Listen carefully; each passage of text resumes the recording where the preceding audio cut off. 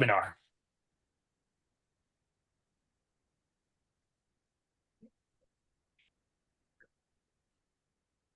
Perfect. People are joining one by one.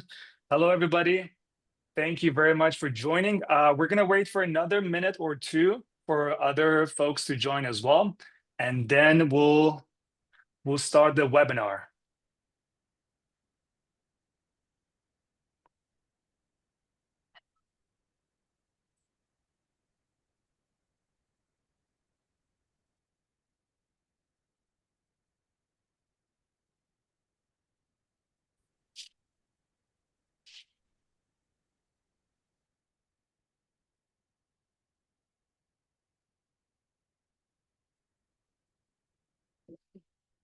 All right, perfect. Well, let's get started.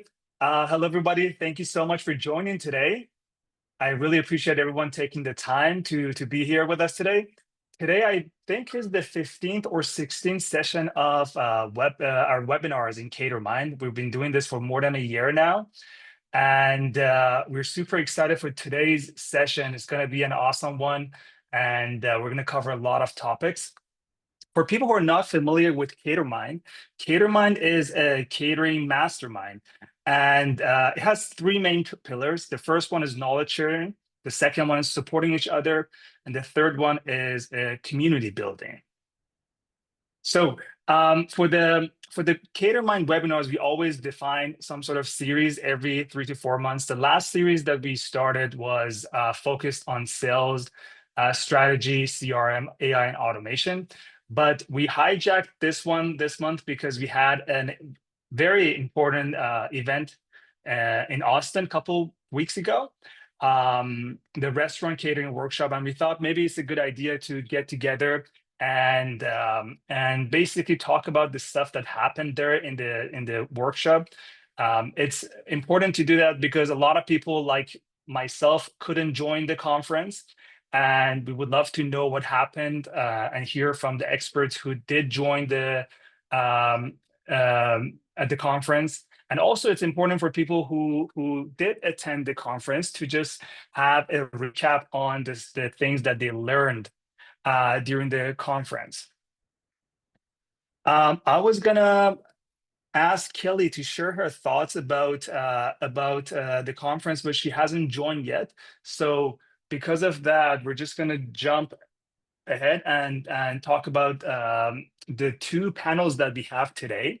We're going to talk about two main topics that were discussed pretty comprehensively during the conference. First one was CRM, AI, and automations. And the second one was delivery and order management. So for the first panel, we have Brittany Mercer, Director of Marketing at Cowboy Chicken. We have Lance from Adios Fajitas, who is the Director of Catering in Adios Fajitas. We have Nader Samadian, co-founder and COO at OmniRev, and myself will be moderating this panel. First of all, thank you all for joining today, and I'm excited to ask some questions and see what the learnings and takeaways were from the conference. So before we do that, Brittany, would you like to share a few sentences? Yeah, hi everybody. Super excited and honored to be here to kind of rehash some of the things that we learned at the amazing restaurant catering workshop conference. And yeah, I work with Cowboy Chicken. We're established in 1981. We're a wood-fired rotisserie chicken concept, and just happy to be here, talk about catering. Fantastic. Thank you, Brittany. Lance, would you like to go next? Yeah, no, definitely. I appreciate y'all thinking of me for this panel. The workshop was phenomenal. I got to meet so many amazing people, just amazing people in this industry in general. And I am with Adios Fajitas, so we were established during COVID. The owner essentially primarily created Adios Fajitas because there were no good takeout places. And so he founded Adios Fajitas so we're mainly takeout, but then we do catering as well. That's fantastic. And I know, Lance, you were supposed to join the second panel today, but you were kind enough to replace one of the panelists who had to cancel last minute. So thank you very much for doing that. And also we have Nader, CEO at OmniRev. Nader, would you like to share a few Absolutely. sentences? Hello, everybody. Yeah, super excited to be here. We had a great time at the restaurant catering workshop. It was honestly such a privilege to be there with such a niche community where everybody was coming there with like the same mission of collaborating and cooperating and sharing ideas on how we can all grow catering, as part of our businesses. And yeah, I'm with OmniRev, AI-powered CRM with one singular mission to help catering restaurant brands grow and scale their catering. Fantastic. Thank you all. And without any further ado, let's jump in and talk about our takeaways from the conference. So, Brittany, my first question is from you. What was your top takeaways from the conference that shifted how you think about managing CRM automations and catering sales in particular? Yeah, I would say my two biggest takeaways from the conference is that catering CRMs are kind of the hot button right now. And I'm surprised at how many concepts aren't using one. And if they are using one, how it doesn't really live inside of their ordering ecosystem or it doesn't integrate. And then my second takeaway was referrals. That's a big one for us that we're going to work on. We actually work with OmniRev and we're able to send out sequences and we're going to get a little aggressive with tracking kind of the impact of asking for referrals. So I'm excited about that big takeaway because I've never felt really comfortable asking for referrals. I don't know why I've had the hesitation, but I'm excited to test it. Something new. It's definitely a possibility. 100%. And when you say referrals, can you please share a little more what type of referrals you're referring to? Yeah. So, hey, thanks. It looks like to me, and I would love input from anybody on this call who's had success with this, but essentially an email just saying, hey, thanks so much for ordering with us. Thanks for leaving us a positive review or giving us good feedback on the survey. Do you know anybody else that would be interested in our catering? Because we kind of want to spread the best chicken on the planet. And if you are in, sorry, Amanda Quinn. I see you, girl, with your orange cup. But I would say then that may look like rewards through our loyalty program or potentially a gift card. So, and that would be a Cowboy Chicken gift card, not an Amazon gift card. Very amazing, very, I mean, super insightful. And basically, if I want to summarize what you shared, two takeaways. One, the importance of CRM for catering, which is a B2B transaction. And the second one was using referrals to basically grow your catering sales. Yes, that's correct. Perfect. All right, Lance, what were your takeaways from the conference that you'd like to share? It's so funny that Brittany mentioned referrals because um, I don't like, I've always been a referral person, so I've always asked for referrals, but it was such a strong point at the conference. Like people were reminding everyone referrals are so important, especially since I'm with a newer brand. I would say one of the biggest things I do, even on phone calls with inquiries, right? I'm still, after I help them with their quote or whatever that is, I always say, hey, please feel free to share my information with any of your PTO, PTA moms that you know. If you're involved in a church, with your church, just all the avenues, everything we can do for referrals. It's so important. And even in the short month and a half or month that I've been at Adios Fajitas, I've already seen some fruitfulness from the referral piece and just asking. I've had people call me and say, hey, I got your information from so-and-so. So that's just huge. And the other thing I would say was the automation and AI piece, that they're not replacement for salespeople. They're tools that free sales teams to focus on the human side of selling. 100%. I definitely agree with you. So referrals came up twice, and I do think it's very important. There are many ways that we can do referrals. One is to reach out to our main menu guests and see if they're working at any organization that can use or benefit from the catering services that any brand offers. The second one would be basically reaching out to our current catering customers, and especially the ones that are very loyal, and see if they can introduce us to any other organizations or companies.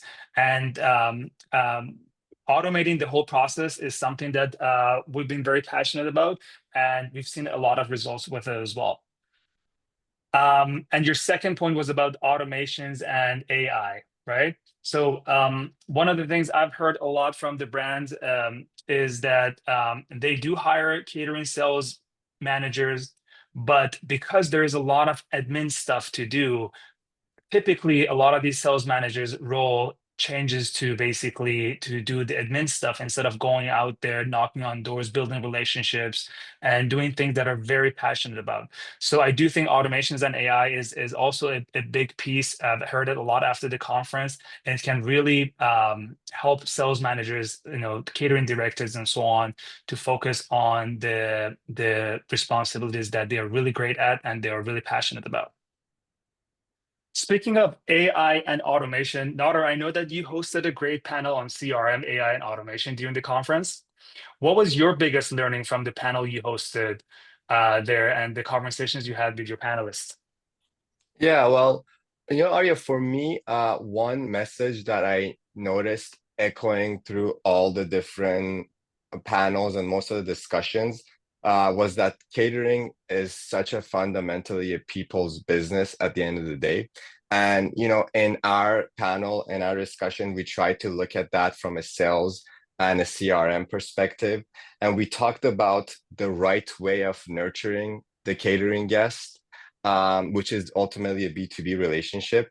And a big part of the conversation, to the points that Lance and Brittany made, was the systems and the technologies that we use and the brands use to continue growing their catering sales at the same time as not losing that personal touch. For example, when you're using AI and automations and things like that, use those technologies, but at the same time, avoid losing that personal touch is a critical thing. Because the reality is catering space is becoming more and more competitive every day. It's becoming more complex every day, and sales is one of the more important pillars. I don't want to say the most important pillars because I know people will disagree with me here, but one of the more important pillars. I don't. Yeah.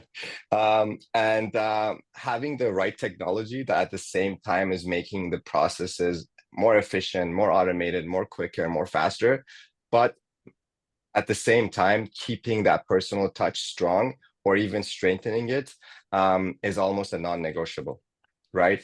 So on that note, we talked about, for example, automation specifically, and how automations can be playing a crucial role for being in front of your guests at the right time when they're ordering, because that makes a huge difference.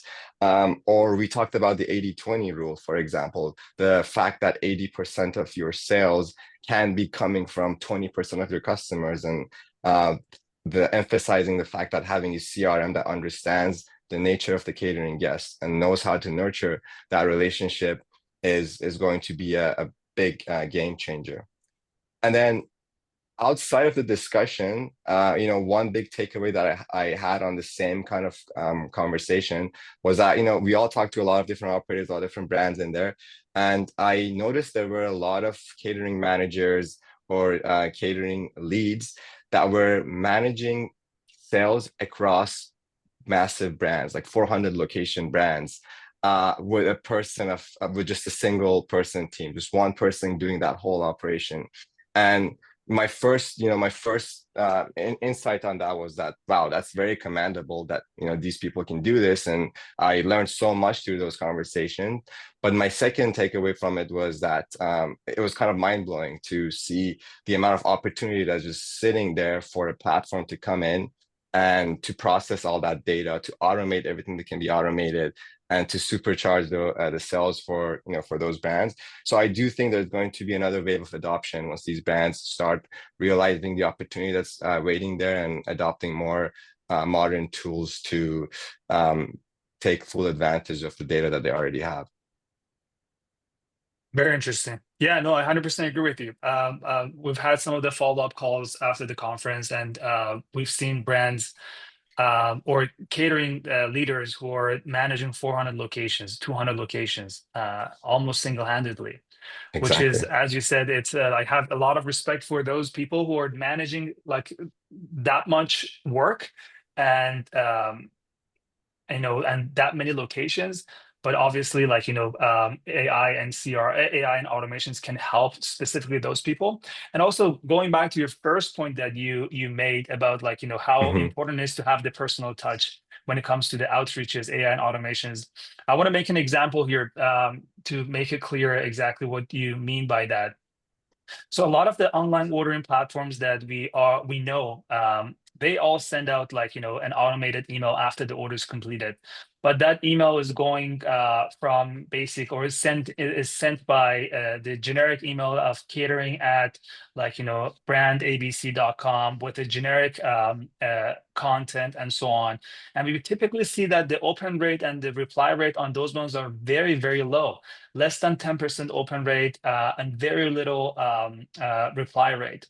But when you use the automations and AI to really personalize that outreach, that, like, follow-up email and so on and so forth, you see that the open rate and the reply rate actually goes through the roof, and it would be like something around 60 to 80% that we've experienced. So that personal touch, I think it's extremely important when it comes to AI automations, and I'm glad that you brought it up here. Yeah, and I would say on top of that as well is tying those automations to the journey of the guest itself, like running the right automation when a guest is hitting a specific point of that journey. That in its own way is a personal way, is a way of reaching out to them, because we understand, okay, it's been like, X amount of weeks or this number of days since your last order, and we miss you, and it's time for you to come back. And that in itself feels very personal to that guest versus just, running more sequences that are not necessarily connected to the journey of the guest. Absolutely. Yeah, 100% agree. Thank you. Brittany, my next question is from you. Um, I know that, a little before the conference, you had a shift from using a generic CRM to a catering specific CRM. So I wanted to ask you to share your experience when you did that switch, and whether that experience was aligned with the things that were mentioned in the conference. Yeah, very interesting because at the conference, I kind of sometimes, we're a brand that's still cooking with wood, and I feel like we're, behind the curve, and we're letting people, other concepts step in front of us and maybe test things before we do. With this, with acquiring this new CRM, I feel like I was proud at the conference because I could stand up and say, oh my goodness, I can check all of these boxes for the things that I think other brands might be struggling with, and I was surprised again to find that some brands weren't even using a CRM. So I think the biggest takeaway for us with implementing our new CRM is that with HubSpot, a lot of items were manual. So if let's just say that we're going to work with a cold lead, I'm going to manually enter the cold lead information. I'm going to set a task to call the cold lead, and then I call the cold lead, and if they don't answer, then I'm emailing and I'm updating the task, and then I'm setting a reminder to reach back out after a certain amount of time.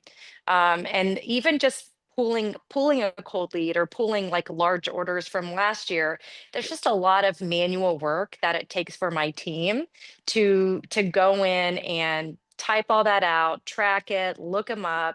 And quite frankly, a lot of guests were falling through the cracks. And when we transitioned over to OmniRev, it was like I really had to reevaluate how we were, looking at it, because I think we were like, hey, Nodder, we need you to build out this really aggressive task model for us so we can go in there and create all these tasks. When in reality, we're not really using tasks. The only time we actually use tasks is when we want to follow up with a bride or a groom for a wedding because of a payment. But other than that, like it's been kind of a set it and forget it strategy.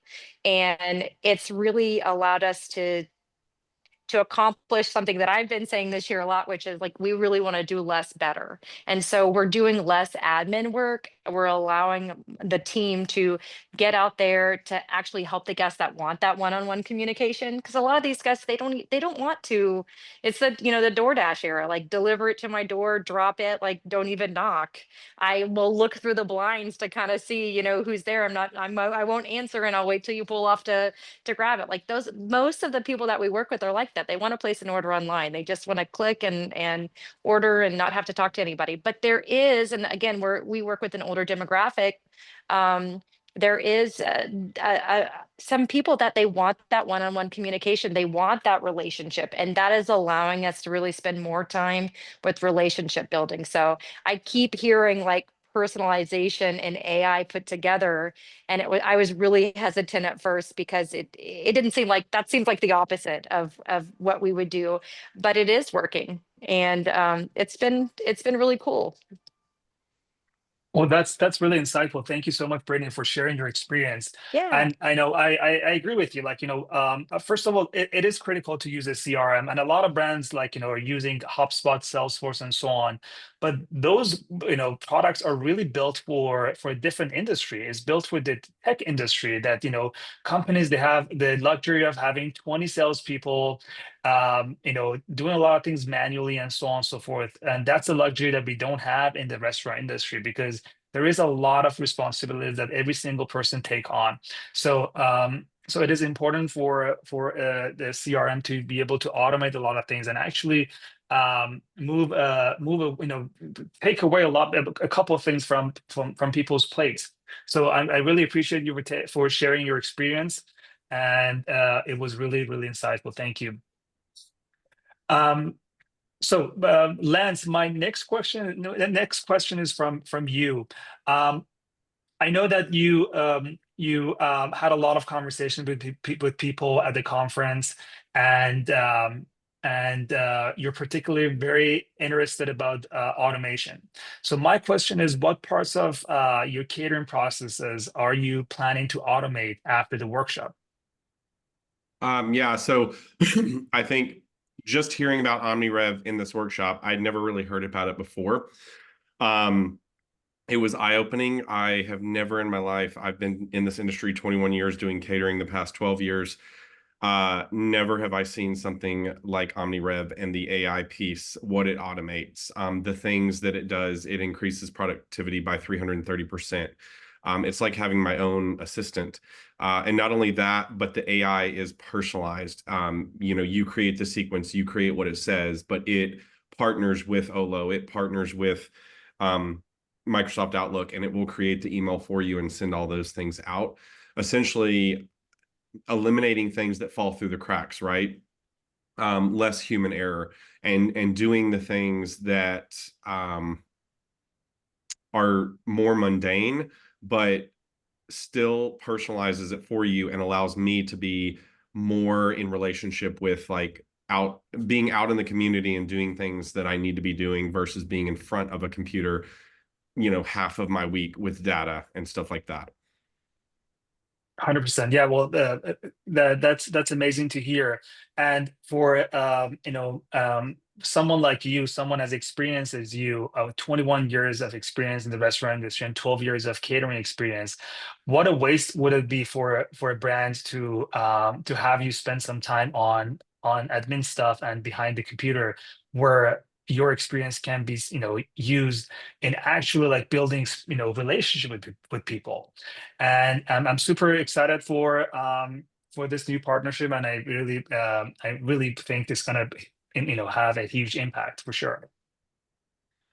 In terms of automations, maybe Brittany, can you also share a little bit about how you guys are using automations and in terms of time saving that you've experienced with the automations on your end?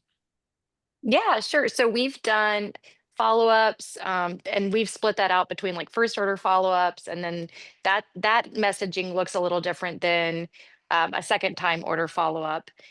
We have done lapse guest, turn guest, and it's really interesting to me because it's not just hey, I'm going to email this guest every 30 days, or I have to remember to email this guest every 30 days. Like the AI in OmniRev utilizes how often that guest has ordered in the past. It also syncs that guest to a company, and it takes into account like how often that the people at that company order, and before it will actually reach out to that guest. And sorry. And it uses AI, so it's not just kind of like a blanketed, hey, we miss you. It's more like it's a cultivated experience, and it seems to be really well timed. There's been quite a few times where I guess it's like, oh my gosh, I was just going to email you and order. It's really crazy that you're reaching out to me. It's also really cool that it's coming from me. They're like, hey, Brittany, how are you doing? Or Brittany, I can't believe you emailed me. I was just thinking about you. So we're using it. Yeah, it's really neat. Again, that personal and AI piece are fitting together well for us. We're doing, I said churned guests. So, guests that maybe we've been doing catering since I've been with Cowboy Chicken for 8 years. So I'm at least the last 15 years. And there's a lot of guests on there that were before COVID that may not be in that office anymore, or a company that might not even be open. So it's helping us to determine that churn guest, that guest that may not work at that business anymore, and then kind of asking like, hey, whoever's getting this email, if you're interested in Cowboy Chicken, if you've never heard about us, like, well, let's do a sampling. Can I call you? Like, let me introduce you. The other thing that we've done is, so those sequences are set it and forget it sequences. We've also been utilizing OmniRev for like kind of local store marketing campaign.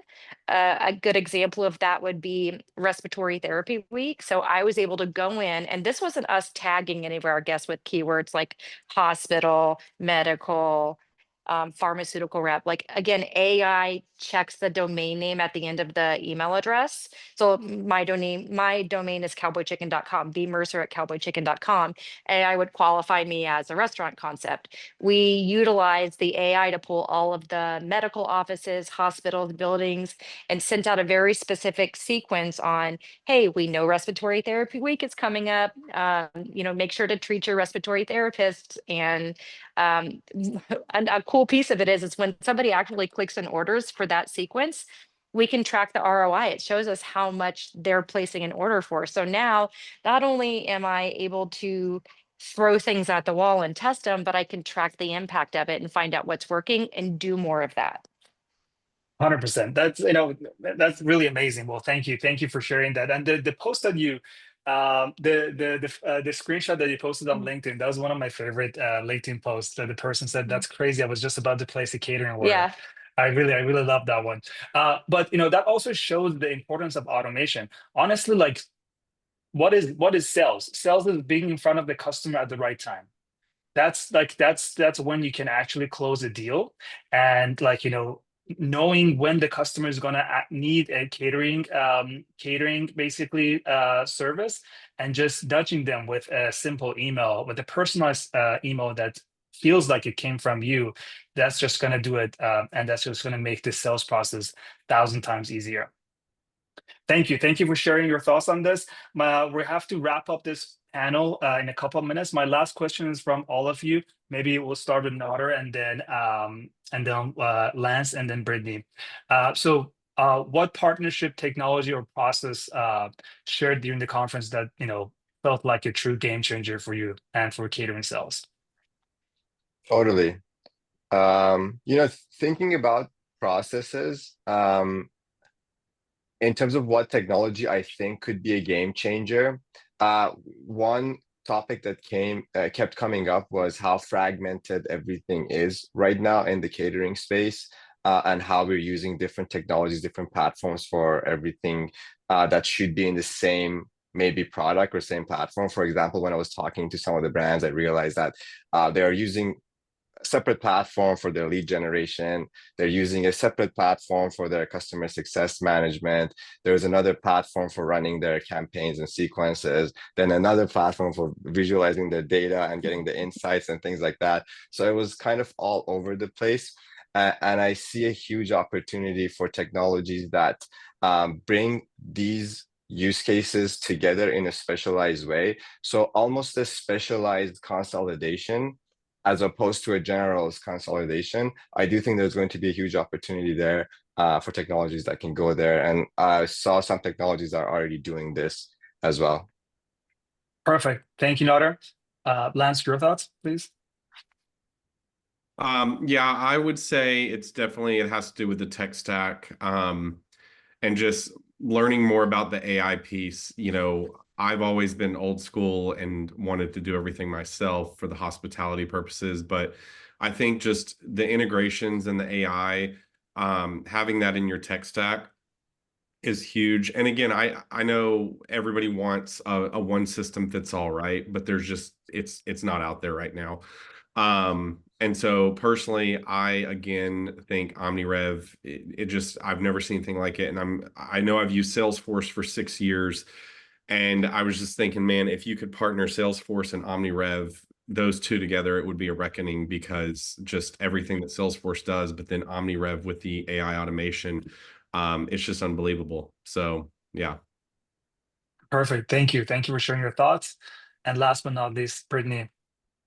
Yeah, I would say we spend a lot of time vetting tech. And of course, after we onboard, it's still a whole learning process. I think really diving down deep into the tools that are available on all of the platforms that you're paying for right now, finding what's overlapping, and then finding how you can utilize that in different ways that you haven't thought of, like talking to people on this call that maybe look at things from a different perspective. I see Kelly Grogan's on here. One of the things that she kind of brought back around for me and with her company Crumbs is local store marketing. Like after COVID, that really fell off. And Yes, how am I getting back to the basics and really sharing our brand story and educating people that may have never even heard of us, or becoming more a part of the community? And how do I use the tools that I have at my disposal right now to do that? absolutely. All right. Well, thank you very much. I know Brittany, Lance, and Nader. This was, incredibly insightful. I appreciate all of you for taking the time. Now we have to move on to the next panel, which is going to be moderated by Ashley from Delivered. Ashley, please take it away.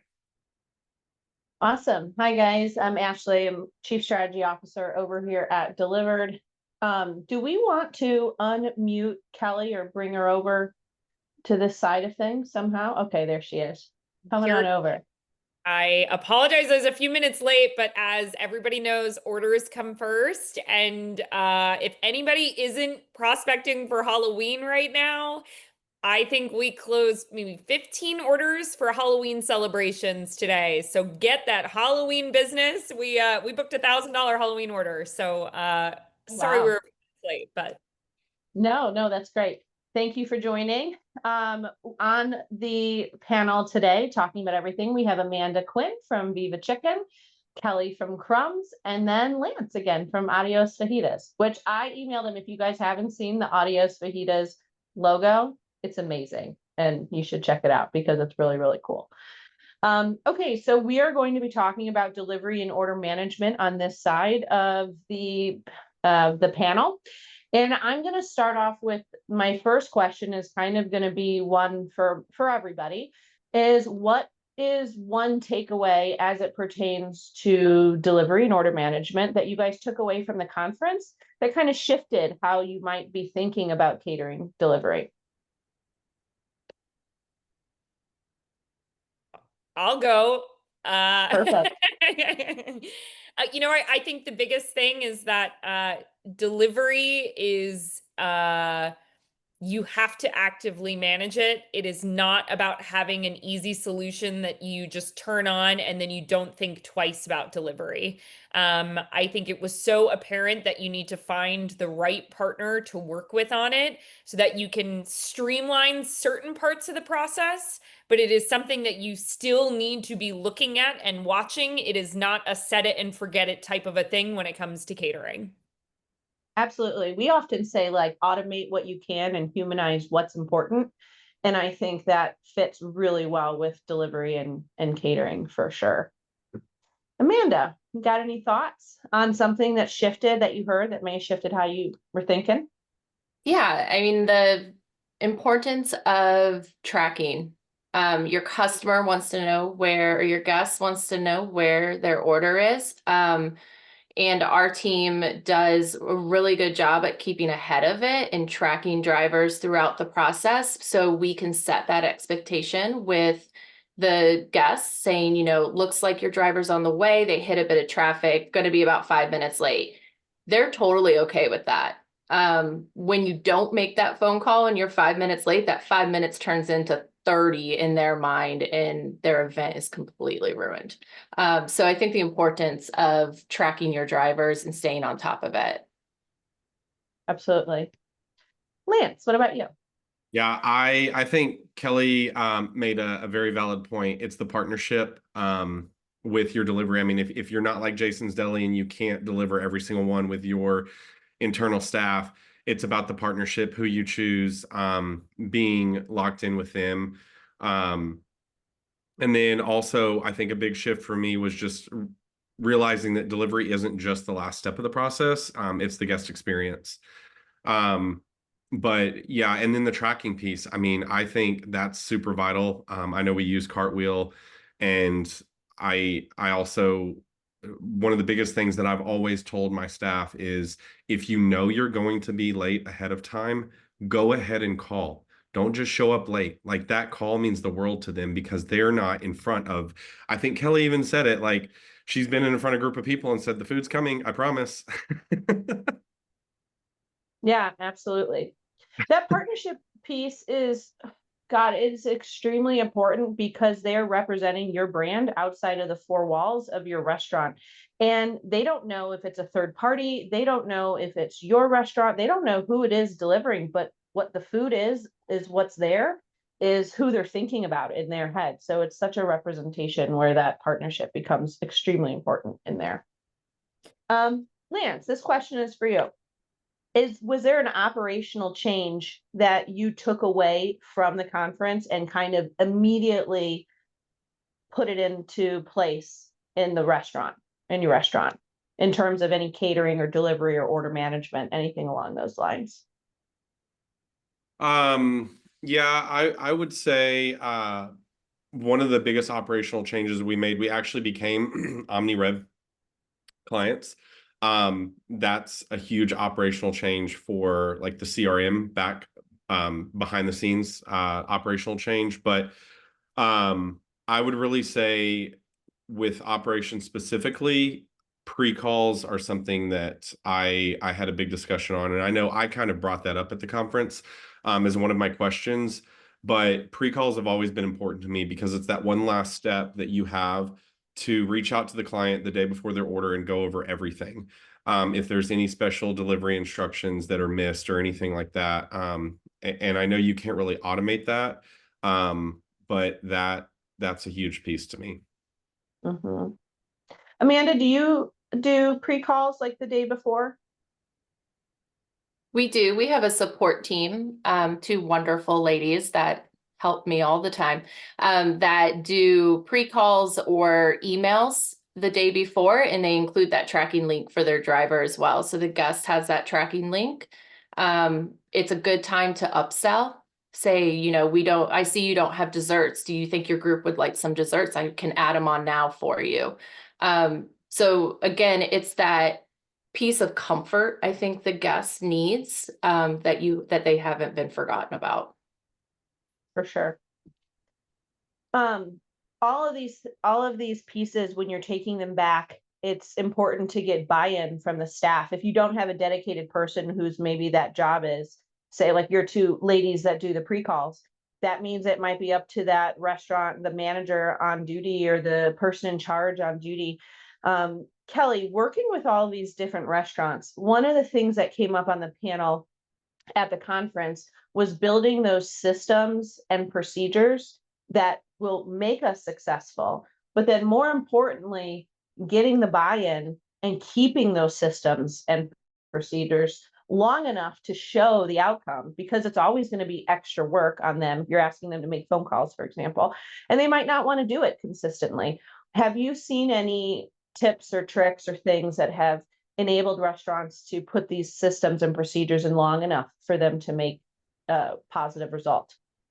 Yeah. I mean, I think the biggest thing is that, catering is going to be a team effort, and you can't execute the order without having them there, and they can't get the order without having you there. And so the big thing that I would say is most important is see what the system looks like inside of the restaurant. Don't develop the system at the corporate office and expect it to work locally. You need to actually see it in place and see what's going on to meet the operators where they are, to make sure that it makes sense for them. You want them to be bought into it. You want them to see the value and see why it's going to be important for them. And the best way to do that is to show them hands-on, not just tell them suddenly they now need to be making 10 cold calls or 10 phone calls every morning. Because the other tricky part about that is you suddenly may start making those phone calls, and then people are calling in, and you're going to have an operator that maybe doesn't know how to modify an order, or they can't modify the order, and now you need a credit card, and you're going to end up making it that much worse. And so really seeing start to finish what that process looks like and partnering with the operations team to come up with something that's mutually beneficial, that's where you'll see the success on it. That makes a lot of sense. That start to finish and the why behind. We talk about that so much, is communicating the why, for sure. Lance, are you, and I don't know this, apologies, are you guys using in-house drivers or are you guys using a third party through Cartwheel? No, so we are, the reason we're using Cartwheel is because they're one of the few that allow you to use in-house drivers. So yes, we are currently using in-house drivers. Like for smaller orders, we will outsource to DoorDash and stuff like that. But the larger ones, we do want to keep those in-house. Perfect. No, that's great. And what do you think, like, how does your mindset, besides the size of the order, when does another, like a hybrid approach might make more sense for you guys? Or do you ever consider maybe going fully one way or the other? Yeah, it's definitely a conversation I'm going to have soon, because, for instance, since I've come on board a month and a half ago with Adios Fajitas, I've already sold over 50,000 in catering sales. And yeah, huge. And so they're starting to see more growth. In fact, the GM, and this is, I took this role knowing that there was going to be growth opportunities. And yes, my title is Director of Catering, but I'm kind of a jack of all trades right now. And I'm building a lot of processes and procedures because of my knowledge in this industry. But like the GM just texted me yesterday or today and said, "Hey, are you able to help me take 2 orders tomorrow between 11 and 12? I'm already using all my drivers right now." And so, especially getting the CRM OmniRev, and we're going to have scalable growth with this and see more orders because I'm doing more outreach. I'm focusing on catering. It's going to be a conversation I'm going to have and say, guys, like, I can't be doing deliveries 2 or 3 times a week for you guys just because we're busy on those days. We are going to have to come up with something else. Nice. So as you grow and scale, that's where it might make sense. And I think that goes to the hands-on approach also, of like learning what works, learning how to do it, and then being able to make those repeatable systems that you can hand off to somebody else, potentially with care, that right partner, and for them to be successful too. So I think that makes a lot of sense. Amanda, what did you learn, I guess, at the conference, or maybe what you do today in terms of setting up delivery drivers, third party, in-house, and educating them in the way that Viva Chicken should be presented outside of the 4 walls? What do you guys do currently, or what did you maybe take away from the conference to help that guest experience? So I think I might be, or Viva Chicken might be one of the people who are on the opposite side. And we, in February, we stopped using in-house drivers. We went completely third party. It's really important to find a partner that you trust and that is in it for the same reasons that you are, right? It kept me up at night. It was like the scariest thing I think I have ever professionally done, because it's almost like letting, like you said, they represent you outside the four walls and you're just letting go of control. So it's really important to find that person or that company, that partner that's in it and wants to grow with you. It's opened a lot of opportunity. I was just having this conversation with one of our founders yesterday about, in the past, I would have stopped accepting orders because we didn't have enough drivers or it was too much to get from point A to point B. But now we kind of have this, pool of drivers that we're able to utilize. And we train them, not personally, like we don't train them, but we give them the tools to succeed and set it up the way that Viva would want it to set up. Again, finding that partner we do with Delivered that vets the drivers a bit better than in the past partners we've partnered or been with. Also treating our drivers like they're guests in our restaurant. If our drivers are happy, our customers are happy.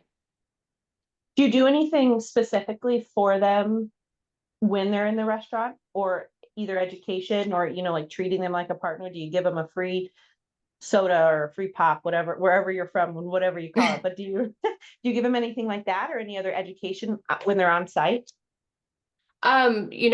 We just switched we just switched recently over to a different hot setup.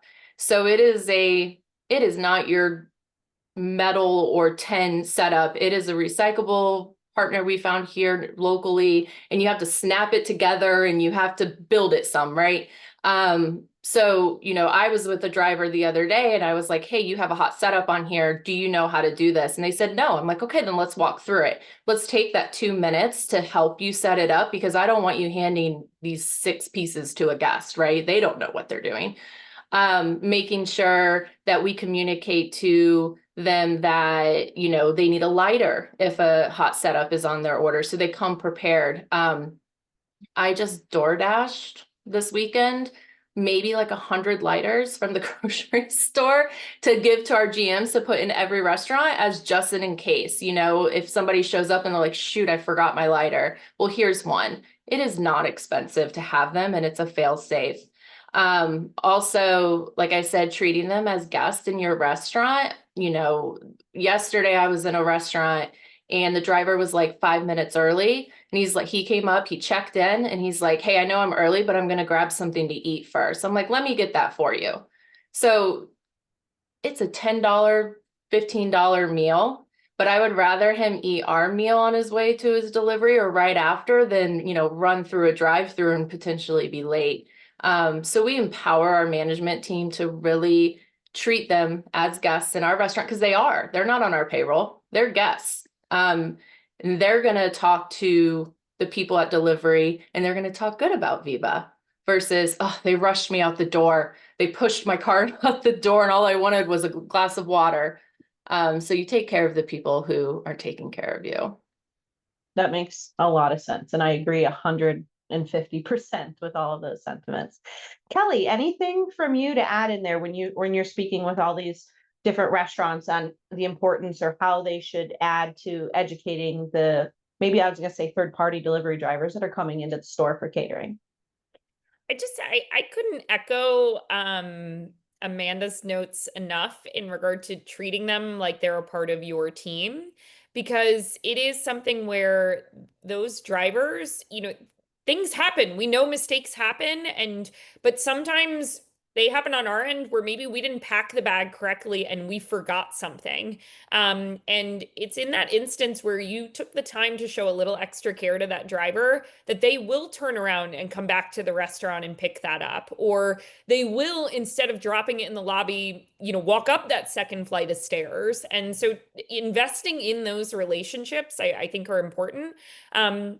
I think the other thing is we're starting to see those delivery driver roles, expand, right? And suddenly if you have a driver that's showing up to your restaurant and, like Amanda said, you gave him free lunch or something, suddenly he's now your cheerleader. And when he's delivering something else, he may be talking about your brand. Or when there's a late catering, like he can be your cheerleader in the local community, knowing that he lives there and he's working in that area. And so it's just one more person that can be talking about your brand and somebody that is probably familiar with businesses in the area that are catering. So leaning into that person, hey, what other deliveries are you taking today? Where else did you deliver today? Suddenly you've got 3, 4, 5 new leads of like, oh, cool, I'm going to call on those companies because I know they ordered lunch. So those delivery drivers they're so critical to so many pieces, but tap into them like they're a part of your team. I love that. And, you touched on something that we don't talk about a lot with delivery drivers, and we do a little bit of it at Delivered, but just using them as like marketing arms, and I mean, ton of delivery drivers have YouTube channels. And to your point, if they're in here and they're saying, hey, I'm taking a Viva Chicken order today, and or I'm taking Adios Fajitas, blah, blah, blah. There's thousands of people that are watching those videos and they could be like, where's that? Not maybe because they want to take the orders, but maybe just because the food looked good in the video or the setup picture that they showed. So gosh, so many ways to use them as marketing arms for the restaurant, for sure. I have to imagine, and this is just shooting from the hip on this, but like Ashley, do you find that like some of the drivers on the delivered side, I have to imagine if they're delivering catering orders, they may also be Ubering or doing other things, or right, like they're using their vehicle as a revenue stream. And so it's like, talking to them and finding out, oh, they Uber. Can you put a stack of your menus or business cards inside of their cart for them to hand out to every single passenger, right? Like, building that relationship and that rapport, when you treat them well, they're going to want to talk about you. And if you find that they're an Uber driver, what a great way to get some free advertising out of that, of them sharing your information and sharing it with people that are getting in and out of their car. It's thinking creatively about it and using what's sitting in front of you. Yeah, absolutely. Absolutely. Lance and Amanda, are there any delivery like data points that you guys are looking at daily or weekly or monthly that you find specifically important on how to leverage either a better partner or improve your partner or improve your own in-house drivers? Anything around data that you guys are using? I mean, Oh, sorry. Go ahead, no, Lance. yeah, I mean, I'll be real quick. I mean, again, we're using in-house, so we're not really using third party for majority of our caterings. So it's all in-house data. I know we recently have been, we're not a reliability rock star in EasyCater right now because of one late order. So yeah, we have that data, but for everything else, we've pretty much been on time. We're just not using third party that much, so we don't have a lot of data to track for third party. Do you get a lot of, with using with the Cartwheel app, are you getting a lot of data points from that, even from your own drivers? Yeah, so that's something I do need to look more into. I've been so busy recently, I haven't even sat down with Nick to dive more into Cartwheel. But I do need to start managing that better and look for data points in that. Because I did meet the CEO that was at the conference as well. He gave me his card, and it was great to actually meet him in person and be like, hey, we use you and you're great. That's awesome. Amanda? We use the on time for pickup. So it was a big shift when we went to all third party. It was a big shift for our operators because our in-house drivers would come in, they'd double check the bag, they'd make sure everything was there. They'd go grab their own ice. So it was a big shift for our operators to know that they have to have that order ready 100% and out the door in the double signed and all the checklists done 5 minutes before, the driver is expected to come, 10 minutes, whatever it might be. So we use the on time ready a lot, just for, not to shame on you, but just for continued education and continued training, because that's a big piece. If, we're not ready, we can't expect them to be ready. And we do expect them to be ready and prepared and all the tools when they come into the restaurant. So we as a team and as operators need to be ready too. We also love, well, I do at least, the photo proof of delivery and the time stamping. because Easy Cater, like you said, Lance, you get, you're not a rock star right now, you will be. They will say we were late, and I'm like, no, we weren't. And I can pull up the timestamp. I can pull up the photo proof of delivery. I mean, I emailed them over the weekend twice. And they're like, okay, we'll remove that, you know, that negative pin on you because you have this information. No, I like that. Going back to something that you said about checklists and making sure that maybe everything is ready for the driver when the driver gets there. Has that been a hard challenge for you to make sure that everything is in the bag and that your operators do that for the delivery driver? Or do you find that it's just become part of the systems and it's easy? I want to say it's become part of the system. It's not easy, right? We've made it a habit. Again, if we show that it's important to us, it's going to be important to our operators. So when we're in the field, I'll start grabbing papers and checklists and I sign off on, and, you know, we ask for our system in place is that we have 2 signatures. We miss things get missed, right? I was checking bags yesterday and one didn't have tongs in it. And it wasn't a shame on you. It was, this is why we have 2 people look. One, you know, we have somebody in the restaurant packing 10, 12 bags a day. They're gonna miss something. They're gonna miss it. So just having that double check and really going through and signing off on it is comforting for me, at least. And our operators, they know, I mean, that's part of our playbook. You know, make the plan, work the plan. Mm-hmm. I used to own a Jimmy John's restaurant and be a franchisee for it. I just sold my restaurant, I don't know, a year and a half ago, but they were so big on checklists and just making sure that we're initialing off, and then you have that accountability there as well. So I think that's great. By Aria coming back on, I'm seeing that we are at time, are very close to it. So I will pass it off to you, Aria, if there's any like closing comments, but thank you guys all for being on this panel and for everybody here who's attended.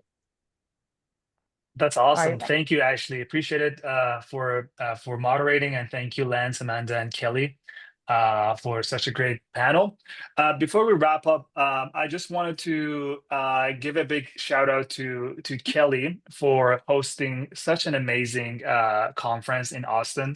Honestly, the reason that we're having these conversations, all the knowledge that has been transferred to the peers and so on and so forth, is because of the amazing conference that you and the Fast Casual team hosted. So we wanted to thank you for that. If you have any last minute thoughts, let us know, and then we'll have to wrap up after. Conference wouldn't have happened without all of you. So I have to just say this is a community, and we are raising the bar in the industry together, and every single one of us has unique ideas and ways of doing it, and everybody's in a different phase when it comes to catering. So the more that we can get together like this more frequently, and share and grow, I think the more that we're gonna, you know, demand better from our partners. We're gonna make things easier for ourselves, and at the end of the day, it's all gonna help us sell more catering. So thanks for always being such a captive audience, and Aria, you know, putting this together for us. Of course. Thank you. And last thing I wanted to share is please join our community at Catermind. We do have basically an account on LinkedIn that you can follow, and also we have a school community that you can join. There are almost 150 catering experts there. We're going to include the links here in the chat. Yeah, that was the last thing I wanted to share. Thank you to all of our panelists for joining. I know how busy you are, especially at this time of the year. So we are very, very grateful for you for taking the time. And also thank you for the people who joined the call. I appreciate you taking the time, and until the next time. See you later. Bye, guys. Bye. Thank you. Thanks, everybody.